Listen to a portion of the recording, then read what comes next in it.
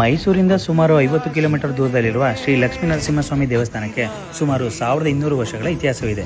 ಹಾಗೂ ಈ ದೇವಸ್ಥಾನವನ್ನು ರಾಜರಾಜ ಚೋಳನವರು 10ನೇ ಶತಮಾನದಲ್ಲಿ ಕಟ್ಟಿಸಿದ್ದಾರೆ. ಈ ದೇವಸ್ಥಾನದ ವಿಶೇಷತೆ ಏನೆಂದರೆ ನರಸಿಂಹಸ್ವಾಮಿಯು ಎಲ್ಲ ದೇವಾಲಯಗಳಲ್ಲೂ ಉಗ್ರ ರೂಪದಲ್ಲಿ ನೆಲೆಸಿರುತ್ತಾರೆ. ಆದರೆ ಈ ದೇವಸ್ಥಾನದಲ್ಲಿ ಶಾಂತ ರೂಪದಲ್ಲಿ ಎಡಭಾಗದಲ್ಲಿ ಲಕ್ಷ್ಮೀದೇವಿ ನೆಲೆಸಿದ್ದಾರೆ. ಹಾಗೂ ಲಕ್ಷ್ಮೀದೇವಿಯ ಪಾದದ ಕೆಳಗೆ ಕಮಲ ಕಳಶವಿದೆ. ಆದ್ದರಿಂದ ಜನರು ಇಲ್ಲಿ ಏನೇ ಬೇಡಿಕೊಂಡರೂ ನೆರವೇರುತ್ತದೆ. ಈ ಕಲ್ಲಿನ ಮೇಲೆ ಕೈ ಇಟ್ಟು ಮನಸ್ಸಿನಲ್ಲಿ ಬೇಡಿಕೊಂಡಾಗ ಕಲ್ಲು ಜರುಗಿದರೆ ಕಾರ್ಯಸಿದ್ಧಿಯಾಗುತ್ತದೆ ಎಂಬುದು ಇಲ್ಲಿನ ಜನರ ನಂಬಿಕೆ. ಹಾಗೂ ಈ ದೇವಸ್ಥಾನವು ಮಂಡ್ಯ ಜಿಲ್ಲೆ ಮಳವಳ್ಳಿ ತಾಲೂಕಿನ ಮಾರೇಹಳ್ಳಿಯಲ್ಲಿದೆ. ನೀವೇನಾದರೂ ಮಳವಳ್ಳಿ ಸೈಡ್ ಬಂದರೆ ನೀವು ಒಂದ್ಸಲ ವಿಸಿಟ್ ಮಾಡಿ.